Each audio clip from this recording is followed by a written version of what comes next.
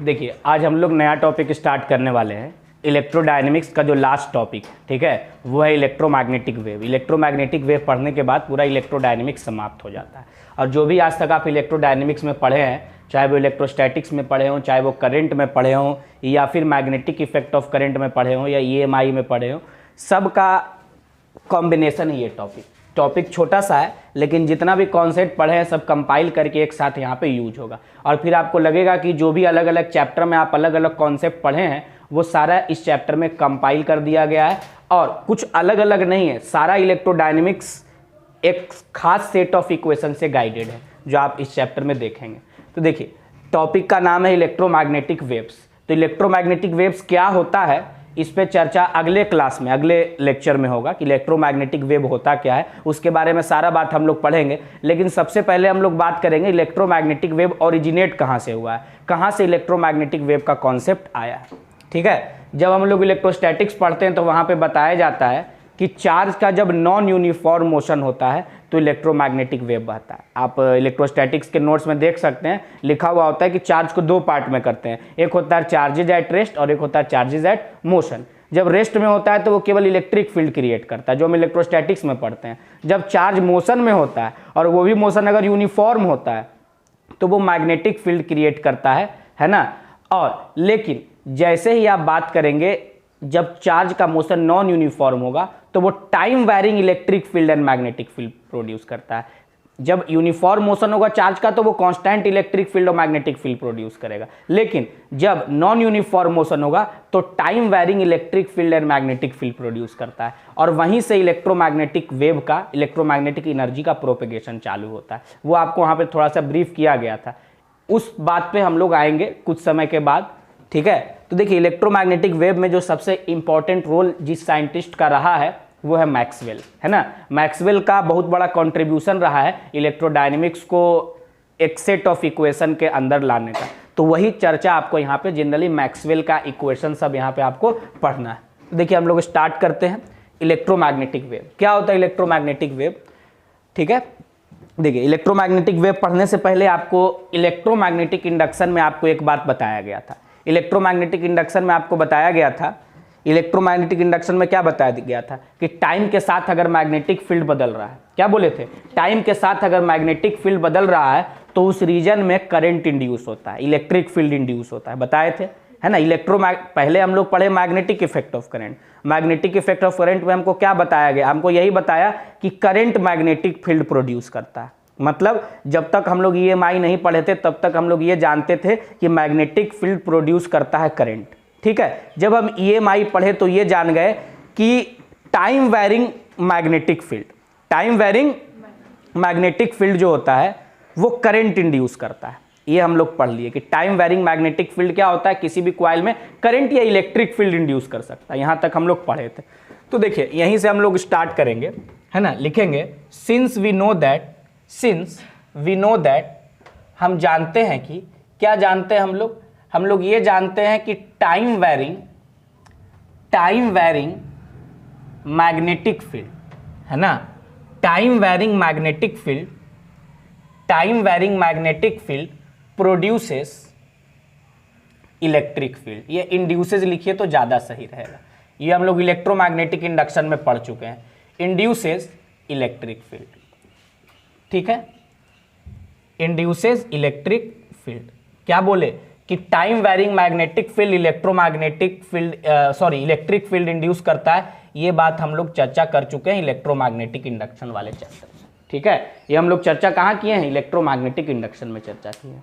लेकिन यहाँ तक हम लोग बिल्कुल सही पढ़े थे। जो हम लोगों का इलेक्ट्रोडायनेमिक्स में लास्ट जो टॉपिक था EMI, उसके बाद हम लोग अल्टरनेटिंग करंट पढ़े हैं, है ना। लेकिन इसके बाद जब आगे हम बढ़े इस चैप्टर में तो यहाँ पे देखिए क्या होगा। यहाँ पे आए मैक्सवेल, और मैक्सवेल बोले कि ये जो स्टेटमेंट आप लिखे हैं, है ना, कि time varying magnetic field electric field produce करता है, इसका उल्टा भी बोलिए और वो भी सही होगा। ये इस चैप्टर में आपको पढ़ना है। क्या बोले, इसका उल्टा बोलिए। आप बोलिए कि time varying electric field magnetic field produce करता है। ये मैक्सवेल बताए, ये क्या बताए? मैक्सवेल। मतलब मैक्सवेल एनालाइज किए, मैक्सवेल को बहुत अपोजिशन भी, बहुत विरोध भी सहना पड़ा था ये सब चीज़ के लिए। बहुत आगे जाके मैक्सवेल के बातों को सही माना गया और आज वही बात जो है मैक्सवेल का इक्वेशन और मैक्सवेल का ही सारा लॉ 100% सही है ना, 100% एक्यूरेसी है उसमें। देखिए बाद में क्या लिखेंगे, लेटर बाद में मैक्सवेल जो थे, मैक्सवेल बहुत ही महान साइंटिस्ट मैक्सवेल, ठीक है। Later Maxwell analysed that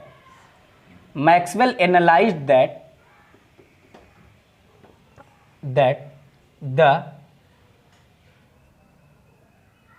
opposite or inverse of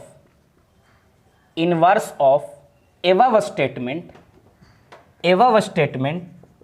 is also true। बाद में उनको ये महसूस हुआ ना कि इसका उल्टा वाला भी स्टेटमेंट ट्रू है। क्या है इसका उल्टा स्टेटमेंट? दैट इज, ध्यान दीजिएगा, वो क्या है? वो ये है कि time varying electric field produces magnetic field. अब देखिए, अब मैग्नेटिक फील्ड जो है, मैग्नेटिक फील्ड के जीवन में अब भूचाल आ गया।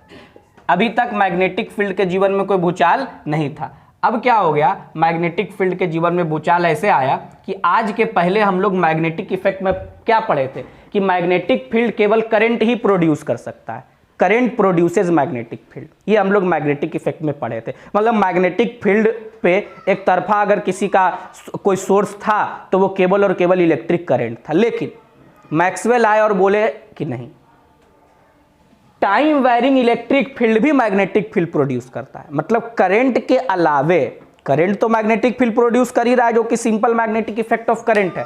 करंट के अलावे क्या बोले, करंट के अलावे अगर कोई और मैग्नेटिक फील्ड प्रोड्यूस कर रहा है, क्या बोले, करंट के अलावे अगर कोई और मैग्नेटिक फील्ड प्रोड्यूस कर रहा है तो वो है टाइम वैरिंग इलेक्ट्रिक फील्ड। ये ध्यान रखिएगा कि इलेक्ट्रिक फील्ड कभी भी करंट इंड्यूस नहीं करेगा। करंट इंड्यूस कौन करेगा आपका? करंट इंड्यूस करेगा आपका time varying electric field. Constant electric field से आपका, सॉरी करंट नहीं, मैग्नेटिक फील्ड, इलेक्ट्रिक फील्ड से मैग्नेटिक फील्ड नहीं आएगा। कांस्टेंट इलेक्ट्रिक फील्ड रहेगा, कोई मैग्नेटिक फील्ड नहीं आएगा। टाइम वैरिंग जो लिखा गया है ना कि टाइम वैरिंग अगर इलेक्ट्रिक फील्ड रहेगा तभी मैग्नेटिक फील्ड आएगा। यानी मैग्नेटिक फील्ड आज के पहले जो हम लोग पढ़े थे कि मैग्नेटिक फील्ड करंट प्रोड्यूस करता है, अब हम पढ़ रहे हैं कि टाइम वैरिंग इलेक्ट्रिक फील्ड भी मैग्नेटिक फील्ड प्रोड्यूस करता है। यानी ये सीधा इसका उल्टा है जो हम लोग EMI में पढ़े थे कि टाइम के साथ बदलने वाला magnetic field electric field produce वहां पे कर रहा था, सीधे उसका उल्टा ये एनालाइज कर दिए। ठीक है, मैक्सवेल बहुत सारा एनालिसिस किए, बहुत सारे एक्सपेरिमेंट किए और एक्सपेरिमेंट करके वो सेट ऑफ इक्वेशन दिए जिसको मैक्सवेल इक्वेशन कहा जाता है।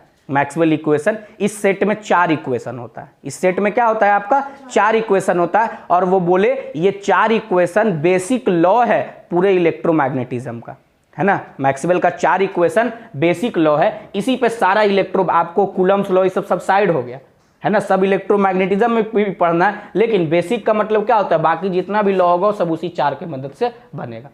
ठीक है, तो देखिए लिखेंगे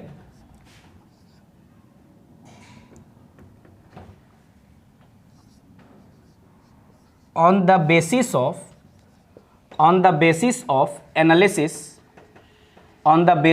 analysis done by Maxwell,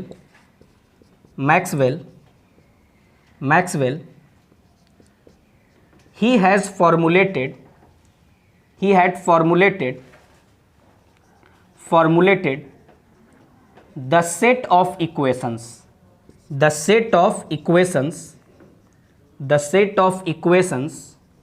called as, जिसको कहा गया मैक्सवेल इक्वेशन। क्या कहा गया? जिसको मैक्सवेल इक्वेशन कहा गया। और ये जो मैक्सवेल का इक्वेशन था, ये क्या था? ये base of all the laws of electromagnetism. Electromagnetism का जितना भी लॉ आप पढ़े हैं, बहुत सारे लॉ पढ़े हैं, एम्पियर्स लॉ पढ़े हैं, गॉस लॉ पढ़े हैं, है ना, उसके बाद फिर आप कूलम्स लॉ भी पढ़े हैं, सब एक तरफ हो जाएगा और इसका चारों जो इक्वेशन होगा यही इसी से इस चार के मदद से आप कोई भी लॉ को डिराइव कर सकते हैं इलेक्ट्रोमैग्नेटिज्म का। बेसिक कहने का मतलब यही होता है। तो क्या बोले, base of all laws of electromagnetism, ये जितना भी इलेक्ट्रोमैग्नेटिज्म का लॉ है सबका बेस है, आधार हो जाएगा मैक्सवेल का इक्वेशन। अब है कि मैक्सवेल अपनी बातों को रखने के लिए, है ना, मैक्सवेल अपनी बातों को रखने के लिए क्या क्या एक्सपेरिमेंट किए, क्योंकि कोई अपने मुंह से थ्योरेटिकली अगर कुछ बोल देता है तो साइंटिफिकली उसको करेक्ट नहीं माना जाता है। साइंटिफिकली करेक्ट होने के लिए ज़रूरी है कि उसका एक्सपेरिमेंटल प्रूफ होना चाहिए। तो मैक्सवेल आए और जो है अपना एक्सपेरिमेंट करके दिखाना चालू किए।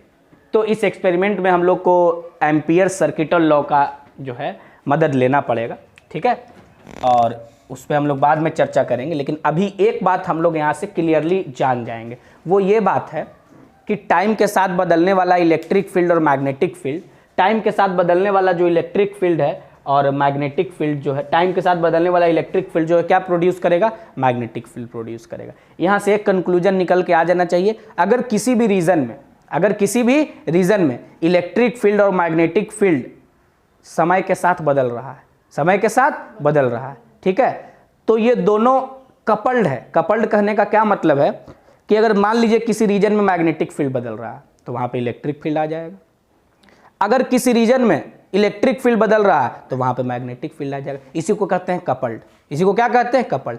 और सिमिलर फैशन में अगर इलेक्ट्रिक फील्ड बदल रहा है तो मैग्नेटिक फील्ड कुछ फ्रीक्वेंसी से बदलेगा, अगर वहां पे मैग्नेटिक फील्ड बदले, जैसे मान लीजिए किसी रीजन में इलेक्ट्रिक फील्ड किसी फ्रीक्वेंसी से बदल रहा है तो वहां पे मैग्नेटिक फील्ड प्रोड्यूस हो जाएगा। अगर उसी फ्रीक्वेंसी से उस रीजन में मैग्नेटिक फील्ड बदल रहा है तो वहां पे उतना ही इलेक्ट्रिक फील्ड प्रोड्यूस हो जाएगा। समझ गए। और यही जो फेनोमेनन है, यहीं से इलेक्ट्रोमैग्नेटिक वेव का जनरेशन चालू होता है। यहीं से इलेक्ट्रोमैग्नेटिक वेव का जनरेशन क्या होता है, आपका चालू होता है। तो हम यहां से लिखेंगे in a region of time varying electric field and magnetic field. क्या बोल रहे हैं, ध्यान दीजिएगा, in a region of time varying electric field and magnetic field. किसी रीजन में अगर time varying electric field and magnetic field है, दीज फील्ड्स आर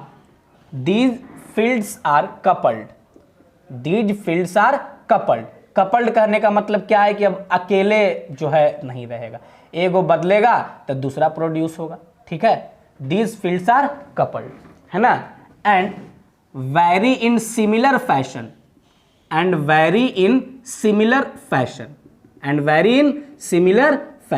और सिमिलर फैशन में वैरी करता है वो। सिमिलर फैशन मतलब एक के बदलने से दूसरा उतना ही प्रोड्यूस होगा, है ना। And vary in similar fashion, और सिमिलर फैशन में वो क्या करता है, वैरी करता है। And these variation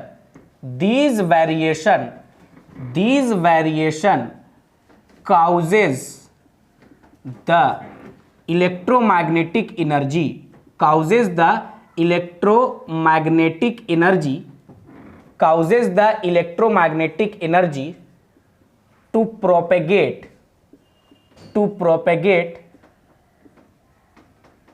in form of electromagnetic wave, ठीक है। और यही जो वेरिएशन होता है उसमें इलेक्ट्रोमैग्नेटिक एनर्जी प्रोपेगेट होने लगता है इलेक्ट्रोमैग्नेटिक वेव के रूप में। कहाँ से आया ये, इन शॉर्ट हम बता दिए। ये एक एक बात जो हम लिखे हैं ना, ये स्टेटमेंट लिखे, ये सारा, ये सब को भी डिटेल में पढ़ेंगे। अभी बस समझ लीजिए कि ब्रीफ कर रहे हैं कि इलेक्ट्रोमैग्नेटिक वेव कैसे बहने लगा। तो किसी रीजन में अगर टाइम वैरिंग इलेक्ट्रिक फील्ड और मैग्नेटिक फील्ड मौजूद है तो ये फील्ड कपल्ड होता है।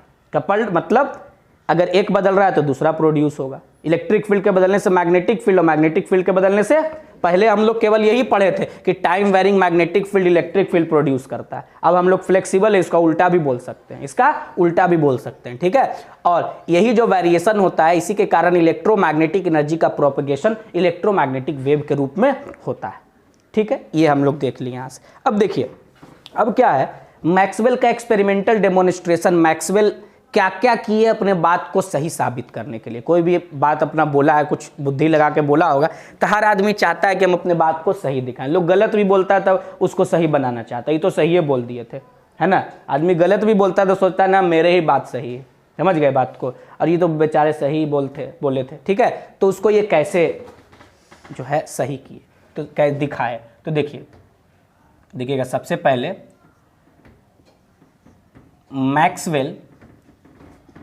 मैक्सवेल्स वर्क टू शो और प्रूव हिज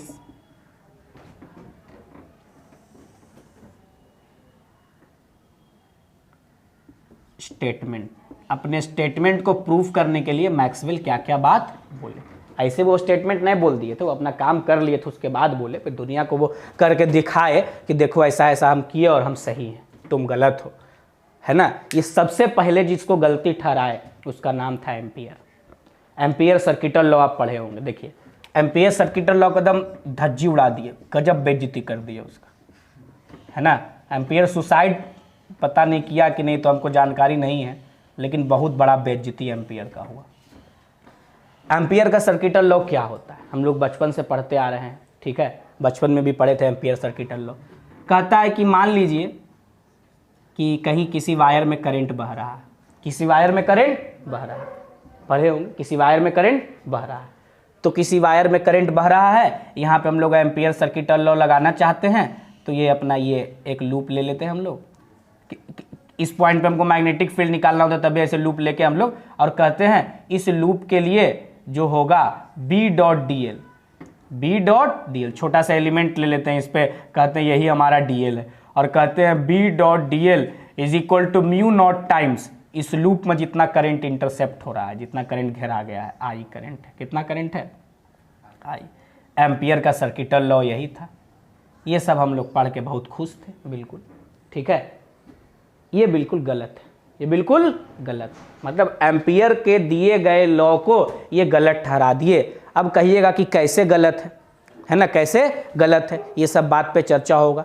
तो देखिए एम्पियर का लॉ सब जगह सही था, कोई दिक्कत यहाँ पे नहीं था। मैग्नेटिक यार करंट बह रहा है तो यहाँ पे आप मैग्नेटिक कॉम्पास रख दीजिए, यहाँ पे क्या करिए आप मैग्नेटिक कॉम्पास रखिए। मैग्नेटिक कॉम्पास में है तो डिफ्लेक्शन होगा ही, देखिए है ना, मैग्नेटिक कॉम्पास में क्या होगा आपका डिफ्लेक्शन होगा ही, है ना, अपना डिफ्लेक्ट हो गया, जीरो पोजीशन से डिफ्लेक्ट हो गया, यहाँ पे हम लोग ऐसा देख लिए। अब क्या है, एम्पियर को गलत प्रूफ करने के लिए, एम्पियर को गलत प्रूफ करने के लिए वो क्या किए, जो देखिए एम्पियर को गलत प्रूफ करने के लिए वो क्या किए, देखिए एम्पियर का लॉ कैसे गलती हो जाएगा जो बताते हैं। मान लीजिए एक कैपेसिटर है, this is a charging capacitor. ये कैसा कैपेसिटर है? चार्जिंग कैपेसिटर है ना, चार्जिंग कैपेसिटर है, ठीक है, चार्जिंग कैपेसिटर है। आई करंट यहां बह रहा है, जब वो इस पॉइंट पर लगाए, यहां पे लगाए, यहां पे लगाए एम्पियर सर्किटल लॉ, तो यही बात सही हो गया, ये वाला इस जगह पे लगाए थे। अब वो क्या करना चाह रहे हैं, यहाँ पे कैपेसिटर के दोनों प्लेट के बीच में ऐसे रीजन घेर लिया और कहीं यहाँ पे लगाएंगे, तो कैपेसिटर के दोनों प्लेट में यहाँ से यहाँ कोई चार्ज नहीं बहता है, यहाँ से यहाँ कोई करंट नहीं बहता है। तो जब वो यहाँ पे बी डॉट डी एल लगाए, जब वो क्या किए यहाँ पे बी डॉट डी एल लगाए, तो लिखे म्यू नॉट और इंटू आई नहीं जीरो, इंटू क्या जीरो, क्योंकि इस लूप में कोई करंट इनक्लोज नहीं है, कैपेसिटर के प्लेट के बीच में कोई करंट थोड़ी बहता है, ठीक है। अब ये दोनों केस में कॉन्ट्राडिक्शन हो गया। ये एम्पियर का लॉ है, एम्पियर का लॉ कहा कि यहाँ पे बी डॉट डी एल बराबर म्यू नॉट आई है, यहाँ पे B dot D L zero है, बी डॉट डी एल क्या है जीरो है, ये कहे, ठीक है। एम्पियर के हिसाब से, इसमें मैक्सवेल कुछ नहीं किया है, एम्पियर लॉ हम लोग लगाए और ये दोनों केस में एम्पियर लॉ हम आपको लगा के दिखा दिए, और एम्पियर कहे कि ये मेरा सही है, इसमें हमारा कोई गलती नहीं है, हम सही बोले हैं बिल्कुल। लेकिन गलती कहाँ से हुआ, जो देखिए, है ना, लिखेंगे amperes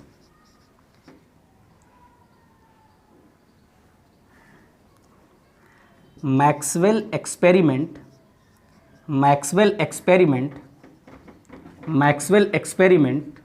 on charging capacitor, Maxwell experiment on charging capacitor. Charging capacitor पर वो क्या एक्सपेरिमेंट किए, जो देखिए तो हम आपको ब्रीफ कर दिए चार्जिंग कैपेसिटर पर वो कैसा एक्सपेरिमेंट किए और क्या किए, जो देखिए वो क्या बोले, कहे कि ठीक है ये अपना एक कैपेसिटर है, ठीक है, एक प्लेट हो गया, ये कैपेसिटर का क्या हो गया, दूसरा प्लेट।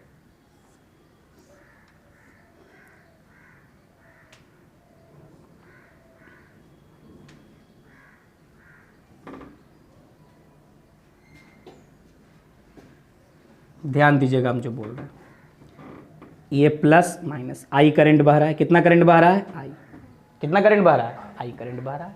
कैपेसिटर का एक प्लेट और दूसरा प्लेट। चार्जिंग का मतलब क्या होता है, चार्ज धीरे धीरे जमा होगा।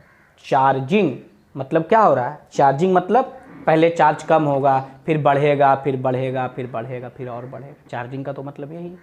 तो जब इससे करंट बह रहा होगा, यहाँ से जब करंट, इससे तो करंट ऐसे तो जाता नहीं है, क्या होगा, इस प्लेट से जब DQ चार्ज यहाँ पे आके जमा होगा यहाँ पे, तो इस प्लेट पे कैसा चार्ज जमा हो जाएगा, प्लस चार्ज जमा हो जाएगा। कैसा चार्ज जमा होगा इस प्लेट पे, पॉजिटिव। और इस प्लेट पे कैसा चार्ज जमा होगा, निगेटिव। एक बार में नहीं जमा होगा, धीरे धीरे। इस पे पहले मान लीजिए कि पहले कितना चार्ज हुआ, DQ, यहाँ से DQ चार्ज एंट्री किया और यहाँ से DQ चार्ज क्या हो गया, निकल गया। तो जब इसमें DQ चार्ज इंटर किया तो इस पर प्लस चार्ज डेवलप हुआ, और जब इससे DQ चार्ज निकल गया तो इस पर कैसा चार्ज डेवलप हुआ, माइनस चार्ज डेवलप हुआ। इसमें इंटर किया तो प्लस चार्ज और बाहर निकला तो कैसा चार्ज डेवलप हुआ, माइनस। फिर एक ठो DQ गया, फिर एक ठो प्लस आया, फिर बाहर निकला ऐसे माइनस आया, फिर एक ठो DQ एंट्री मारा, फिर एक प्लस आया, फिर ऐसे माइनस आया। तो ऐसे करके धीरे धीरे चार्ज क्या हो रहा है, प्लेट पे बढ़ते जा रहा है, प्लेट पे क्या हो रहा है, बढ़ते जा रहा है, ठीक है। यानी ये कैपेसिटर चार्ज हो रहा है, हम यही बताना चाह रहे हैं। 2 पॉइंट वो चुने, कहे कि देखो एक पॉइंट X है और दूसरा पॉइंट क्या है, Y। एक पॉइंट X है, दूसरा पॉइंट Y। वो कहे कि जब हम X पॉइंट के लिए एम्पियर का सर्किटल लॉ लगाएंगे तो हम कहेंगे for X B dot DL is equal to mu naught times जो करंट उसके अंदर इनक्लोज है, I करंट इनक्लोज है, तो हम क्या लिख दिए, I। फॉर Y के लिए क्या हो गया, B dot DL is equal to क्या हो गया, B dot DL is equal to mu naught into 0। यहाँ पे आप मान लीजिए ये R दूरी है, R दूरी पर एक पॉइंट है P, इस P पॉइंट पे आपको मैग्नेटिक फील्ड निकालना है। तो आप याद करिए, इस P पॉइंट का आपको मैग्नेटिक फील्ड निकालना होगा तो पता है क्या आ जाएगा, म्यू नॉट I बटा 2 पाई R। याद करिए, बता चुके थे, ये आया था यहाँ पे मैग्नेटिक फील्ड क्या आया था, B बराबर mu not I 2 pi R। मतलब यानी पॉइंट X पे जो मैग्नेटिक फील्ड होगा, पॉइंट X पे जो मैग्नेटिक फील्ड होगा वो होगा म्यू नॉट I बटा 2 पाई R। ये आ गया। लेकिन पॉइंट Y पे मैग्नेटिक फील्ड 0 होगा, पॉइंट Y पे मैग्नेटिक फील्ड 0। इसको 1 सेकंड में मैक्सवेल गलत प्रूफ कर दी। यार यहाँ पे तो मैग्नेटिक फील्ड नहीं है, यहाँ पे मैग्नेटिक फील्ड नहीं है, यहाँ पे मैग्नेटिक फील्ड है, यहाँ पे मैग्नेटिक फील्ड नहीं। किसके हिसाब से, एम्पियर के हिसाब से, एम्पियर का लॉ के हिसाब से।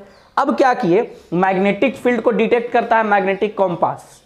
मैग्नेटिक फील्ड को कौन डिटेक्ट करता है, मैग्नेटिक कॉम्पास। और मैग्नेटिक कॉम्पास लिया गया तो कहा गया कि जहां पे मैग्नेटिक फील्ड नहीं है वहां पे मैग्नेटिक कॉम्पास में डिफ्लेक्शन 0 होना चाहिए। तो यहां पे मैग्नेटिक कॉम्पास रखा, यहां पे इस रीजन में यहां पे मैग्नेटिक कॉम्पास रखा, ऐसे छोड़िए उसका खाली एरो ही बनाते हैं। ये मैग्नेटिक कॉम्पास का 0 डिफ्लेक्शन मोड है, ऐसे बना हुआ है तो 0 डिफ्लेक्शन मोड बोलते हैं। तो यहां पे जब यहां पे मैग्नेटिक कॉम्पास रखा गया तो यहां पे तो डिफ्लेक्शन हुआ, चलिए, क्योंकि यहां पे मैग्नेटिक फील्ड मौजूद था, 0 डिफ्लेक्शन से वो डिफ्लेक्ट हो। मैग्नेटिक कॉम्पास कहीं पे रखा गया तो उसका डिफ्लेक्शन बताता है कि उस रीजन में मैग्नेटिक फील्ड मौजूद है। कितना एंगल से रोटेट किया है ये बताता है कि मैग्नेटिक फील्ड का स्ट्रेंथ वहां कितना है, और किस डायरेक्शन में डिफ्लेक्ट किया है वो बताता है कि उस रीजन में मैग्नेटिक फील्ड का डायरेक्शन क्या है। तीनों जानकारी ये देगा हमको। यहाँ रख दिए मैग्नेटिक कॉम्पास, यहाँ पे तो मैग्नेटिक फील्ड मौजूद था, B बराबर म्यू नॉट I बटा 2 पाई R, काम हो गया अपना। लेकिन एम्पियर के हिसाब से यहां पे अगर मैग्नेटिक कॉम्पास रखा जाता तो कोई डिफ्लेक्शन नहीं होना चाहिए था, क्योंकि यहां पे मैग्नेटिक फील्ड कितना है, 0। लेकिन यहां भी मैग्नेटिक कॉम्पास रखा गया तो डिफ्लेक्शन हुआ, और उतना ही डिफ्लेक्शन हुआ, ऐसा नहीं कि कम ज्यादा। जितना डिफ्लेक्शन यहां हो रहा था उतना डिफ्लेक्शन यहां भी देखने के लिए मिला, समझ गए। और यहीं से एम्पियर के लॉ में इनकंसिस्टेंसी आ गया। इनकंसिस्टेंसी मतलब समझते हैं ना। अब एम्पियर का लॉ सहज नहीं था, सिंपल अब नहीं था। अब यहाँ पे तो कॉन्ट्राडिक्शन अराइज हो गया। भाई लीजिए एम्पियर का लॉ यहाँ भी लगाए यहाँ भी लगाए। एम्पियर का लॉ बोला कि यहाँ पे मैग्नेटिक फील्ड है, यहाँ पे मैग्नेटिक फील्ड नहीं है ना। लेकिन मैग्नेटिक कॉम्पास ऐसा बात नहीं बोल रहा, मैग्नेटिक कॉम्पास कर रहा है यहां भी मैग्नेटिक फील्ड है, और जितना मैग्नेटिक फील्ड यहां है उतना ही मैग्नेटिक फील्ड यहां भी है। तो यार जब यहां करंट नहीं बह रहा है तो यहां पे मैग्नेटिक फील्ड कैसे आया? सवाल यह है कि क्या है कि वाई पॉइंट पे जो फ्री स्पेस है, कैपेसिटर के दोनों प्लेट के बीच में वैक्यूम या फ्री स्पेस होता है, अगर यहां पे करंट नहीं बह रहा है तो यहां पे मैग्नेटिक फील्ड कैसे आया?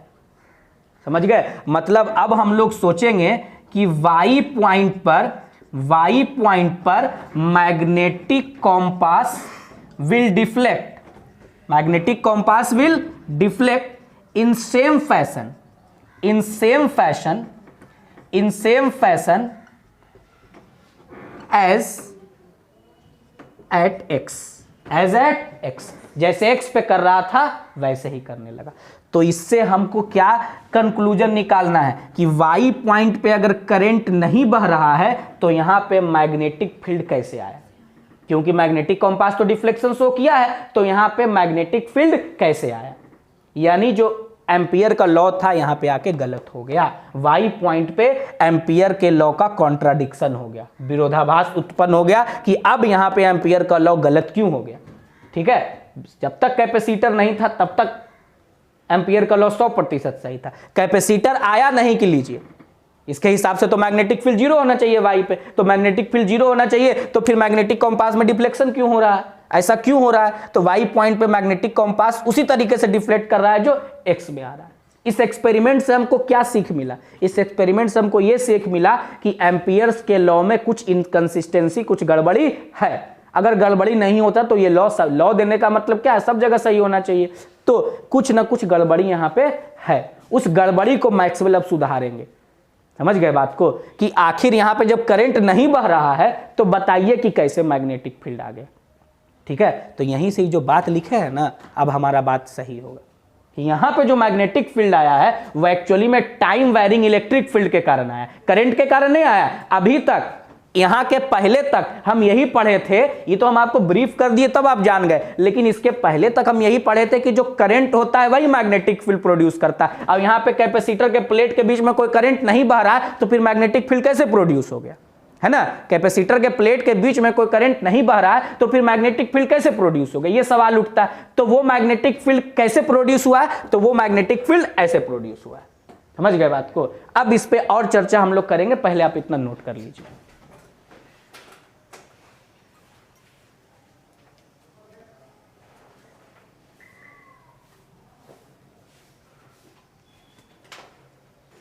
देखिए, तो वाई पॉइंट पर जो मैग्नेटिक कंपास में डिफ्लेक्शन हो रहा था, ठीक है, उसको हम लोग फिर से थोड़ा सा ड्रॉ करते हैं, क्योंकि उसको समझने के लिए ये डायग्राम आपके पास होना चाहिए। ठीक है, तो समझने के लिए डायग्राम आपके पास होना आवश्यक है। ठीक है, प्लस और माइनस ये अपना हो गया, ये कैपेसिटर है। ठीक है, आई करंट बह रहा है, ये पॉइंट हमारा था x और ये पॉइंट क्या था अपना y। यहाँ पे भी मैग्नेटिक कॉम्पास डिफ्लेक्शन शो कर रहा था और उतना ही डिफ्लेक्शन मैग्नेटिक कॉम्पास यहाँ भी शो कर रहा था। तो y पॉइंट पे जो मैग्नेटिक कॉम्पास का डिफ्लेक्शन है, यही जो है एम्पियर के लॉ पे क्वेश्चन मार्क उठा दिया। एम्पियर के लॉ पे जो क्वेश्चन मार्क राइज हुआ वो y पॉइंट पे मैग्नेटिक कॉम्पास का डिफ्लेक्शन, क्योंकि according two ampere circuital law y point पे मैग्नेटिक फील्ड 0 है और वहां पे किसी प्रकार का कोई भी डिफ्लेक्शन नहीं होना चाहिए था, और वहां पे डिफ्लेक्शन हुआ तो ये बहुत ही गलत बात है। ठीक है, तो देखिए लिखेंगे the deflection of magnetic compass, the deflection of magnetic compass, the deflection of magnetic compass at y, magnetic compass at y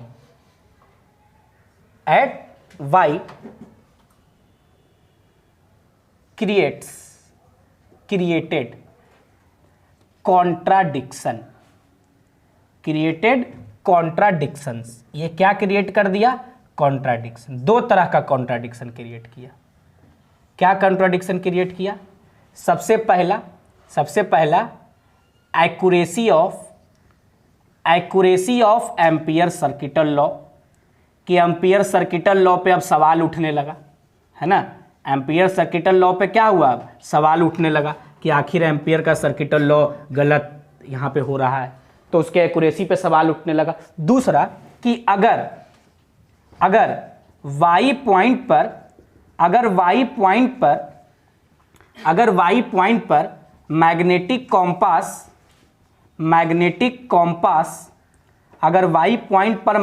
compass deflection show कर रहा है। क्या शो कर रहा है? डिफ्लेक्शन शो कर रहा है। अगर y पॉइंट पर मैग्नेटिक कॉम्पास डिफ्लेक्शन शो कर रहा है तो मैग्नेटिक फील्ड जो प्रोड्यूस हो रहा है,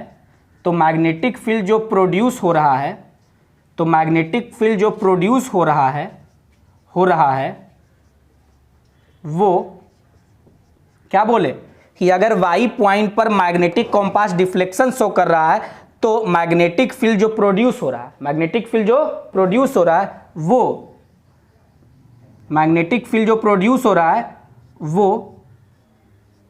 कोई करंट के कारण नहीं हो रहा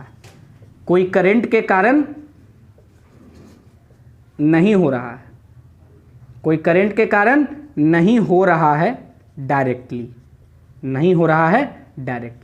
कोई करंट के कारण। हालांकि एक करंट यहाँ पे आपको दिखेगा, क्योंकि जो जिस भाषा में समझता है उसको उसी भाषा में समझाया जाता है, तो लोगों को ये भाषा नहीं समझ में आ रहा था, है ना। क्या बोले? अगर y पॉइंट पे मैग्नेटिक कॉम्पास डिफ्लेक्शन शो कर रहा है तो मैग्नेटिक फील्ड जो प्रोड्यूस हो रहा है वो करंट के कारण नहीं हो रहा है, डायरेक्टली वो करंट के कारण नहीं हो रहा है। ठीक है, तो क्यों हो रहा है? देखिए होता क्या है ना, एक्चुअली में क्या होता है, देखिए आपको दिखाते हैं। चार्जिंग कैपेसिटर है तो धीरे धीरे चार्ज यहाँ पे जमा होगा। देखिए एक बार DQ चार्ज यहाँ से पास करेगा 1 प्लस, फिर DQ यहाँ से निकलेगा 1 माइनस। एक बार फिर DQ चार्ज यहाँ से गया, धीरे धीरे करके चार्ज जाएगा चार्जिंग में, यहाँ से एंट्री किया प्लस, यहाँ से चार्ज बाहर निकला माइनस, फिर यहाँ से DQ चार्ज इंटर किया प्लस, फिर माइनस, फिर DQ चार्ज इंटर किया प्लस, इधर से निकल गया minus, plus minus.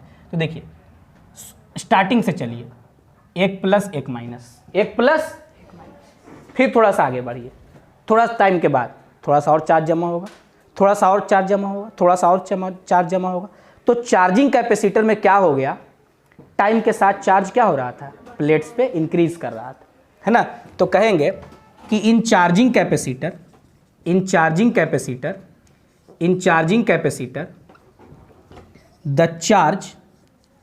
The charge increasing with time, increases with time, the charge increases with time, है ना। The charge increases with time, time के साथ चार्ज क्या होगा, बढ़ेगा, टाइम के साथ चार्ज क्या होगा, बढ़ेगा। On the plates of capacitor,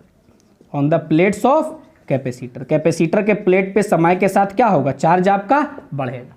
समय के साथ जब चार्ज बढ़ेगा तो कैपेसिटर के इलेक्ट्रिक फील्ड पे क्या प्रभाव पड़ेगा, यहाँ से क्या देखिए, ये जो बात लिख दिए कि वहाँ पे करंट जो है मैग्नेटिक फील्ड प्रोड्यूस नहीं कर रहा है, कुछ और ही है जो मैग्नेटिक फील्ड प्रोड्यूस कर रहा है। तो वो कौन सा फैक्टर है जो यहाँ पे मैग्नेटिक फील्ड प्रोड्यूस कर रहा है? तो देखिए ये आप ले लीजिए कैपेसिटर, ये चार्जिंग वही कैपेसिटर को अलग बना दिए थोड़ा सा, ये इस प्लेट पे आपका प्लस चार्ज आ रहा है और इस प्लेट पे क्या आ रहा है, माइनस। समय के साथ ये चार्ज तो बढ़ा है, शुरुआत में 0 से चालू हुआ, धीरे धीरे करके वो बढ़ना चालू हुआ, यानी समय के साथ चार्ज बढ़ रहा है। तो जब ऐसे इधर प्लस इधर माइनस आया तो कैपेसिटर के प्लेट के बीच में इलेक्ट्रिक फील्ड जनरेट हो जाएगा ना। इलेक्ट्रिक फील्ड का डायरेक्शन क्या होगा, प्लस चार्ज से माइनस चार्ज की ओर। और ये इलेक्ट्रिक फील्ड आप पढ़ चुके हैं, ये इलेक्ट्रिक फील्ड होता है sigma by epsilon not. Sigma क्या है, चार्ज बटा एप्सिलॉन नॉट, यानी ये चार्ज वेरिएबल है। यहाँ पे चार्जिंग कैपेसिटर में ये चार्ज क्या है, वेरिएबल है ना। ये चार्ज जो है वेरिएबल है, यहाँ पे हमारे केस में चार्ज क्या है, वेरिएबल है। तो इसका मतलब ये है कि इलेक्ट्रिक फील्ड भी वेरिएबल होगा, और यही जो वेरिएबल इलेक्ट्रिक फील्ड है, टाइम के साथ चार्ज बदल रहा है, टाइम के साथ इलेक्ट्रिक फील्ड भी, यानी आप कहिएगा electric field as a function of time is equal to क्या, 1/a एप्सिलॉन नॉट और इनटू क्या, Q as a function of time, यानी क्यू और ये टाइम के साथ क्या हो रहा है, बदल रहा है। यानी इस केस में in charging capacitor this the electric field in charging capacitor the electric field is time dependent, electric field क्या है आपका, टाइम डिपेंडेंट है। समझ गए, चार्जिंग कैपेसिटर में जो आपका इलेक्ट्रिक फील्ड है वो इलेक्ट्रिक फील्ड क्या है आपका, टाइम डिपेंडेंट है। This time dependent electric field या टाइम वैरिंग इलेक्ट्रिक फील्ड जो कहिए, this time varying electric field, ये जो टाइम वैरिंग इलेक्ट्रिक फील्ड है, क्या बोल रहे हैं यहां पे, जो इलेक्ट्रिक फील्ड एक्चुअली में आ रहा है ये टाइम के साथ बदलने वाला इलेक्ट्रिक फील्ड है। This time varying electric field actually creates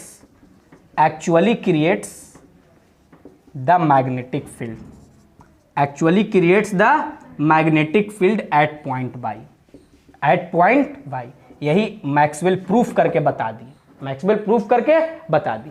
ठीक है, मैक्सवेल प्रूफ करके बता दिए कि यहाँ पे मैक्सवेल अभी अपने बातों को रख रहे हैं, उनके बात को कितना एक्सेप्ट किया जाएगा, कितने लोग इसको एक्सेप्ट करेंगे और कितने लोग नहीं करेंगे, ये बाद की बात है। लेकिन अभी जो हम बात कर रहे हैं उसमें यही है कि यहाँ पे चार्जिंग कैपेसिटर में वो क्या दिखा है, समय के साथ चार्ज बढ़ रहा होगा, t बराबर 0 पे चार्ज 0 होगा, धीरे धीरे टाइम 0 से जब इंक्रीज करेगा तो चार्ज भी समय के साथ बढ़ेगा, तो electric field between the plates of capacitor change करेगा, क्योंकि ये चार्ज पे डिपेंड करता है, तो चार्ज बढ़ेगा तो इलेक्ट्रिक फील्ड भी बढ़ेगा, तो टाइम के साथ इलेक्ट्रिक फील्ड बढ़ रहा है, तो ये टाइम वैरिंग इलेक्ट्रिक फील्ड के कारण ही क्या हो रहा है, आपका मैग्नेटिक कॉम्पास में डिफ्लेक्शन आ रहा है, मतलब मैग्नेटिक फील्ड प्रोड्यूस हो रहा है। जब इलेक्ट्रिक फील्ड को कांस्टेंट कर दिया गया तो क्या देखा गया कि मैग्नेटिक कॉम्पास में कोई डिफ्लेक्शन नहीं हो रहा है। जब इलेक्ट्रिक फील्ड को वैरिंग इलेक्ट्रिक फील्ड था तो देखा गया कि मैग्नेटिक कॉम्पास में डिफ्लेक्शन हो रहा है। कंक्लूजन निकल के आ गया कि भाई टाइम वैरिंग इलेक्ट्रिक फील्ड के कारण ही वहां पे मैग्नेटिक फील्ड है। यानी एक बात और क्लियर हो गया कि अभी तक मैग्नेटिक फील्ड करंट प्रोड्यूस कर रहा था, अब कौन प्रोड्यूस कर रहा है, टाइम वैरिंग इलेक्ट्रिक फील्ड। इस बात को ये जो भी पूछे कि बताओ ऐसा क्यों हो रहा है ना, तो भाई एम्पियर का इज्जत था समाज में, एम्पियर बहुत नामी आदमी थे, एम्पियर के बातों को अपोज करना, समझ रहे हैं ना। आज के तारीख में नरेंद्र मोदी को अपोज करने जैसा है, तो मोदी जी को अपोज करने से कैसे बवाल हो जाता है, वैसे ही उस समय एम्पियर को अपोज करने से बवाल हो गया। तो भाई बवाल जब होने लगा तो लोग अपने मतलब ले जाया गया कि देखिए ऐसा हो रहा है, उसका एक्सप्लेनेशन ये रखने लगे, तो बोले कि नहीं, मैग्नेटिक फील्ड तो केवल करंट के कारण आता है। लोग अपने बात पे अड़ गए कि मैग्नेटिक फील्ड खाली करंटे के कारण आता है, यहाँ इलेक्ट्रिक फील्ड जो है वो मैग्नेटिक फील्ड प्रोड्यूस नहीं कर सकता, मैग्नेटिक फील्ड केवल और केवल करंट के कारण आता है।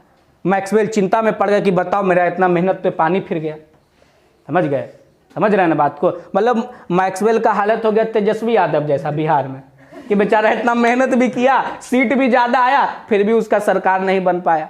नीतीश कुमार फिर से मुख्यमंत्री बन गए बिहार के, तो इसका हालत बड़ा दयनीय हो गया। जहाँ जाए वहाँ पे लोग कहें नहीं, हम तो मानबे नहीं करेंगे, कि हम कहेंगे, हम तो यही मानेंगे कि करंट ही मैग्नेटिक फील्ड प्रोड्यूस करता है, हम तो यही मानेंगे कि करंट ही मैग्नेटिक फील्ड प्रोड्यूस करता है। हम इस बात को नहीं सपोर्ट करते हैं कि time varying electric field magnetic field create करता है, हालांकि हो यही रहा था। तो मैक्सवेल का अच्छा ऐसा बात है, तो देखिए अब हम एगो करंट बता देते हैं। मैक्सवेल बोले कि दुनिया को जिस चीज में समझ में आएगा वैसे ही हम समझाएंगे। आप बोलते हैं ना कि करंट मैग्नेटिक फील्ड प्रोड्यूस करता है, तो अब हम दिखाएंगे कि करंट ही मैग्नेटिक फील्ड प्रोड्यूस करता है। तो यहां से एक नया करंट का उत्पत्ति होगा, वो होगा डिस्प्लेसमेंट करंट। इसके इस बात को कम लोग मानने के लिए तैयार थे, लेकिन ये तो सबको ये बाकी बात अपने दिमाग में लोग बैठा चुके थे कि मैग्नेटिक फील्ड करंट के कारण ही प्रोड्यूस होता है, तो ये करंट के रूप में ही अपने बात को जवाब को देंगे। ठीक है, तो वहां से डिस्प्लेसमेंट करंट का कॉन्सेप्ट राइज होगा। एक्चुअली में डिस्प्लेसमेंट करंट कुछ नहीं है, ये टाइम वैरिंग इलेक्ट्रिक फील्ड से ही डिस्प्लेसमेंट करंट निकल के आएगा। ठीक है, लेकिन दुनिया को वो डिस्प्लेसमेंट करंट के रूप में समझाने का आप कोशिश करेंगे। तो पहले इतना नोट करिए, फिर हम लोग डिस्प्लेसमेंट करंट पे आएंगे।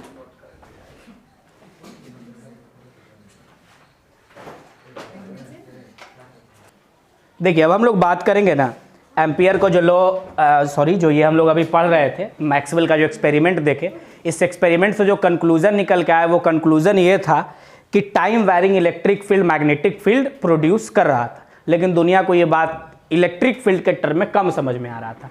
तो यहाँ से फिर एक नया करंट का कॉन्सेप्ट आया जिसका नाम है displacement current.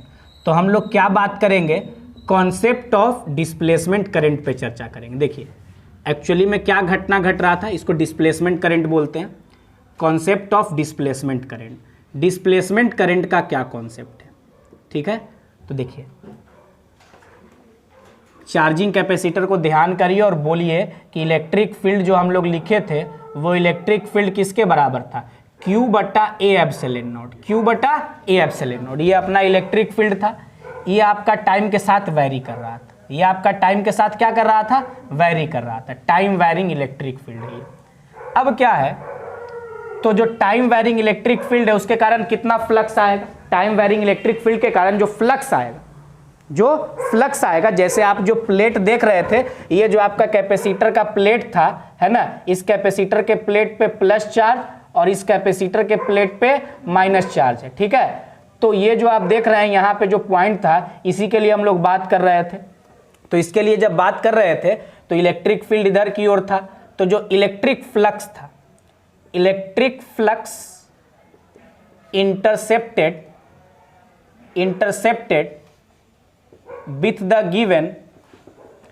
the given loop और area, with the given loop और area, given loop और area से जो इलेक्ट्रिक फ्लक्स इंटरसेप्ट कर रहा है वो कितना है, तो इलेक्ट्रिक फ्लक्स को फाई ई मानिए और इलेक्ट्रिक फ्लक्स होता है E इंटू ए। तो जो इलेक्ट्रिक फ्लक्स यहां से एसोसिएटेड है वो क्या है, E है आपका Q बटा ए एप्सिलॉन नॉट और इंटू ए। तो ए को मार गिराया तो बच गया Q बटा एप्सिलॉन नॉट, क्या बच गया, Q बटा एप्सिलॉन नॉट आ गया, ठीक है। तो यहां पे जो rate of change of flux है डी फाई बटा डी टी,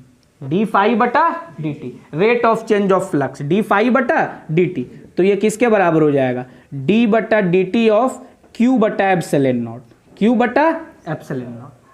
तो ये जो है आपका डी फाई बटा डी टी 1 बटा एप्सिलॉन नॉट बाहर निकल जाएगा और ये क्या बच गया, dq बटा dt, और बचपन में पढ़े हैं dq बटा dt ही करंट होता है, dq बटा dt क्या होता है, करंट। यानी जो rate of change of electric flux है d फाई बटा dt मतलब rate of change of electric flux, ये 1 बटा एप्सिलॉन नॉट इंटू आई है, ये 1 बटा एप्सिलॉन नॉट इंटू आई। तो ये जो आई आया है, क्यों आया है, इलेक्ट्रिक फ्लक्स के चेंज करने के कारण। और इलेक्ट्रिक फ्लक्स क्यों बदल रहा है, क्योंकि इलेक्ट्रिक फील्ड बदल रहा है। और इलेक्ट्रिक फील्ड क्यों बदल रहा है, क्योंकि समय के साथ चार्ज बदल रहा था। यानी इन शॉर्ट इलेक्ट्रिक फील्ड के बदलने से इलेक्ट्रिक फ्लक्स बदल रहा है और उसके कारण जो ये करंट आया है, this current is called displacement current, this current is called displacement current, इसी करंट को डिस्प्लेसमेंट करंट। अब लीजिए आ गया, इलेक्ट्रिक फील्ड के बदलने से करंट आ गया, उसका क्या नाम है, डिस्प्लेसमेंट करंट। तो हम कहेंगे टाइम वैरिंग इलेक्ट्रिक फील्ड क्या प्रोड्यूस करता है, डिस्प्लेसमेंट करंट, और डिस्प्लेसमेंट करंट के कारण मैग्नेटिक फील्ड आ गया। यानी अब करंट के भाषा में हम उस चीज को समझा रहे हैं। अभी तक हम बोल रहे थे time varying electric field magnetic field produce करता है, अब हम लोग बोलेंगे time varying electric field displacement current produce करता है और वही displacement current magnetic field produce करता है। तो इस बात में अब कोई शंका नहीं होगा कि करंट के कारण ही मैग्नेटिक फील्ड आ रहा है। अब हम लोग कह सकते हैं ना भाई मैग्नेटिक फील्ड करंट के कारण आएगा, में डिस्प्लेसमेंट करंट भी आ सकता है। तो डिस्प्लेसमेंट करंट आ गया, लेकिन जो वायर में यहां पे करंट बह रहा है, ये वाला करंट तो दिख रहा है आपको, तो ये कौन सा करंट है, तो इसको बोलते हैं कंडक्शन करंट। वायर में जो करंट बहता है उसको कंडक्शन करंट कहते हैं, और यहां पे जो दिखाई नहीं दे रहा, अप्रत्यक्ष रूप से बह रहा है, वो आपका डिस्प्लेसमेंट करंट है। तो चाहे करंट कोई भी हो, कंडक्शन करंट हो या डिस्प्लेसमेंट करंट हो, दोनों ही मैग्नेटिक फील्ड प्रोड्यूस कर सकता है। ये बात क्लियर है, ठीक है।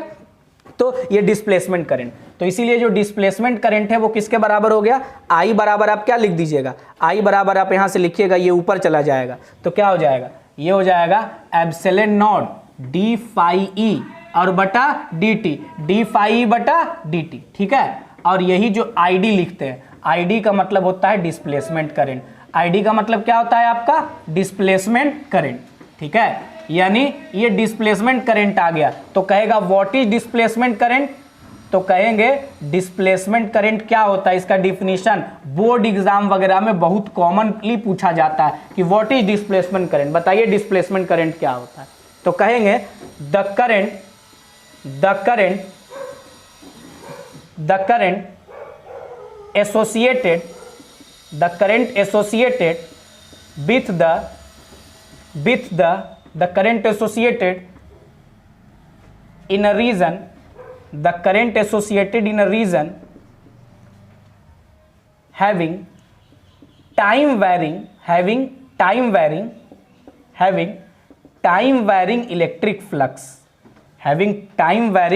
electric flux, इलेक्ट्रिक फ्लक्स लिखिएगा तो ज़्यादा सही होगा, इलेक्ट्रिक फील्ड भी लिखिएगा तो सही होगा, लेकिन एक्चुअली में इलेक्ट्रिक फ्लक्स लिखिएगा तो डायरेक्टली वो दिखेगा। The current associated in a region having time varying electric flux is called displacement current. उसको हम लोग क्या बोलते हैं? डिस्प्लेसमेंट करंट बोलते हैं। ठीक है, उसको हम लोग क्या बोलेंगे? डिस्प्लेसमेंट करंट बोलेंगे। यानी करंट वैसे रीजन में उस रीजन में करंट जहाँ पे टाइम वेरिंग इलेक्ट्रिक फ्लक्स मौजूद है, वहाँ पे जो करंट आता है उसको हम लोग कैसा करंट बोलते हैं? Displacement current. The equation of displacement current is I D is equal to epsilon not D phi बटा dt, यानी epsilon nought into rate of change of electric flux, rate of change of electric flux. ठीक है, तो ये displacement current हो गया कि ये वो करंट है जो किसी रीजन में तभी एसोसिएटेड होगा जब उस रीजन में इलेक्ट्रिक फ्लक्स चेंज कर रहा होगा। मतलब डिस्प्लेसमेंट करंट तभी आएगा जब आपका क्या होगा? हाँ, तो देखिए जब आपका फ्लक्स बदलेगा तो करंट भाई दो तरह का है ना, करंट आपका दो तरह का है। एक है आपका, देखिए दोनों को एक बार हम क्लियर कर दे, एक है कंडक्शन करंट, एक कैसा करंट है? कंडक्शन करंट, और एक क्या है आपका? Displacement current. तो देखिए कंडक्शन करंट कब आता है? कंडक्शन करंट आता है due to flow of charge, due to flow of electron, या due to flow of free electron आप कहिए, due to flow of free electrons. और ये आता है due to change in electric flux, है ना, यहाँ पे कुछ फ्लो व्लो वाला मामला नहीं है, due to change in electric flux. यानी जो नॉर्मल वायर में करंट है ये कंडक्शन करंट, इसको आप आईसी बोल सकते हैं, और यहाँ पे जो करंट बह रहा है उसको आप आईडी बोल सकते हैं। क्या बोल सकते हैं? आईडी बोल सकते हैं। तो नॉर्मल वायर में जो करंट बहता है वो फ्री इलेक्ट्रॉन के फ्लो के कारण बहता है, और जो इलेक्ट्रिक फ्लक्स के चेंज के कारण करंट बहेगा, जो कि चार्जिंग डिस्चार्जिंग कैपेसिटर में आप देखेंगे, वो हमारा होगा डिस्प्लेसमेंट करंट, है ना। इसीलिए जो टोटल करंट आपको कहीं भी निकालना होगा, अगर टोटल करंट निकालना होगा तो आई बराबर क्या? IC plus ID. और इस केस में आईसी और आईडी दोनों बराबर होगा। कहिएगा कैसे बराबर होगा आईसी और आईडी? तो क्या बोले थे, जितना डिफ्लेक्शन यहाँ होगा उतना ही डिफ्लेक्शन आपका इस रीजन में भी होगा। समझ गए बात को? तो आईसी और आईडी क्या होगा? यहाँ पे बराबर होगा। तो अब हम लिख सकते हैं mu not I is equal to B dot D L का इंटीग्रल, लिखते हैं ना, integral of B dot D L is equal to mu not I. तो वहां पे आई आप लिख सकते हैं। अब आई में आपको लिखना होगा आईसी प्लस आईडी। अगर खाली वायर में करंट बह रहा है, कैपेसिटर वगैरह, चार्जिंग कैपेसिटर वगैरह नहीं है, तो खाली आईसी से काम चल गया, और अगर कैपेसिटर आ गया तो आईसी प्लस आईडी लिखिएगा। तो ये बात एम्पियर नहीं बताए थे, ये बात मैक्सवेल बताए। तो मैक्सवेल एम्पियर के लॉ में मॉडिफिकेशन हुआ, और अब उसको कहा जाने लगा मैक्सवेल, मतलब amperes Maxwell law, Maxwell Ampere's law उसको अब कहा जाने लगा। ठीक है, जिसमें आई के जगह पे आईसी प्लस आईडी रख दिया गया, जिसमें कि जो अपवाद था, जो कॉन्ट्राडिक्शन एराइज हो गया था, जो कंट्रोवर्सी आ गया था, वो दूर हो गया। आई के जगह पे क्या लिख रख देना? IC plus ID. स्वाभाविक सी बात है, वो आईसी को सोच के अपना लॉ दिए थे, आईडी को नहीं सोचे थे। आईडी को तो मैक्सवेल डिस्कवर किए, तो उसमें वो इंक्लूड हो गया, और वो मैक्सवेल एम्पियर लॉ बन गया। ठीक है, तो एम्पियर को भी बुरा नहीं लगा, और मैक्सवेल का भी काम हो गया, दोनों का काम हो गया, और आपका भी काम हो गया। आप इतना लिख डालिए पहले।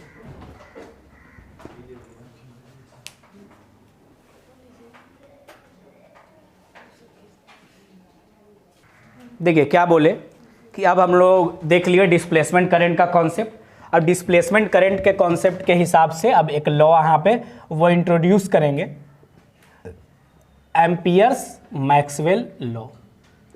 एम्पियर्स मैक्सवेल लॉ एक्चुअली में क्या है? ये आपका मॉडिफाइड है, मॉडिफाइड फॉर्म है किसका? एम्पियर सर्किटल लॉ का, modified form of ampere circuital law. ये एम्पियर सर्किटल लॉ का मॉडिफाइड फॉर्म है। एम्पियर्स सर्किटल लॉ का क्या है? ये मॉडिफाइड फॉर्म है। ठीक है ना, एम्पियर सर्किटल लॉ का ये मॉडिफाइड फॉर्म है और कुछ नहीं है। क्या है मॉडिफाइड फॉर्म में? वो बोले कि अब आप स्वतंत्र हैं। मान लीजिए कि आप ये चार्जिंग कैपेसिटर ले लीजिए, यहाँ से आप ले लीजिए अपना स्विच, इधर बैटरी जो है अपना सेल लगा दीजिए, ठीक है, इसको जोड़ दीजिएगा और ये अपना करंट इससे क्या हो रहा है, बह रहा है। तो यहाँ से करंट बह रहा है, आप चाहते हैं ये आईसी करंट बह रहा है, आप चाहते हैं कि हम यहाँ लगाएं, ये पूरा रीजन में लगाएं, तो कोई दिक्कत यहाँ से नहीं है। यहाँ पे भी अगर पॉइंट है x और यहाँ पे भी पॉइंट है y, कोई दिक्कत नहीं है। नहीं तो आप ऐसे घेरिएगा ना तो आप नहीं लगा पाइएगा, जब मॉडिफाइड नहीं होगा तो यहाँ तो करंट बह ही नहीं रहा है, तो आई को जीरो मानना पड़ेगा, आई को क्या मानना पड़ेगा, जीरो। लेकिन अब हम जान चुके हैं कि ये वायर में आईसी बहेगा और अंदर क्या बहेगा, आईडी बहेगा, अंदर क्या बहेगा, आईडी, फ्लक्स के चार्जिंग कैपेसिटर है। ये कैसा कैपेसिटर है, बार बार बोल रहे हैं, चार्ज बदलना चाहिए तभी होगा, ये नहीं कि चार्जिंग नहीं रहेगा, स्टेडी स्टेट में रहेगा तो फिर ये काम नहीं करेगा, क्योंकि स्टेडी स्टेट में तो इलेक्ट्रिक फील्ड बदलेगा ही नहीं। इसलिए बार बार एक सब पे फोकस कर रहे हैं, वो चार्जिंग कैपेसिटर। तो बोले कि चलिए लगाइए, कहिएगा इस लूप के लिए, इस लूप का नाम दे दीजिए एस। एस के लिए क्या लिखिएगा, B dot D L is equal to mu nought, ये जो आई लिखते हैं ना यहाँ पे, ये आई लिखिए और इसको लिखिए mu not, I is equal to I C plus I D. बस दिस इज मॉडिफाइड फॉर्म। यहीं से जो है, जो कॉन्ट्राडिक्शन था वो सब विरोध दूर हो गया, है ना। और अब इसका लॉ का नाम हो गया एम्पियर्स मैक्सवेल लॉ, क्योंकि एम्पियर पहले से थे, मैक्सवेल बीच में आया और उनको सही किए, करेक्ट किए, और ये अब सही हो गया, ठीक है। तो मैक्सवेल का 4 इक्वेशन हम लोगों को देखना है, जिसमें से सबसे पहला जो वो काम किए ना, वो इस इक्वेशन पे किए, क्योंकि इसमें गलती था। बाकी वो गॉस लॉ को एक्सेप्ट कर लिए, है ना, मैग्नेटिज्म वाले गॉस लॉ को भी एक्सेप्ट किए। एम्पियर पे जब आए तो वहाँ पे गलती उनको नज़र आ गया, क्योंकि वहाँ पे डिस्प्लेसमेंट करंट वाले कॉन्सेप्ट का कमी था, है ना। उस पर आज हम लोग बात कर चुके हैं, ठीक है। और इस लॉ को सुधार दिए। अगले वीडियो में हम लोग बात करेंगे मैक्सवेल का जो 4 इक्वेशन है, वो 4 इक्वेशन क्या क्या है, वो किस चीज़ के रिलेशन को इस्टेब्लिश करता है ना, उसका क्या क्या इंपॉर्टेंस है, कैसे वो बन गया सुपर पावर इलेक्ट्रोमैग्नेटिज्म का, ठीक है। उस पर चर्चा हम लोग करेंगे, ठीक है। इसको नोट करिए।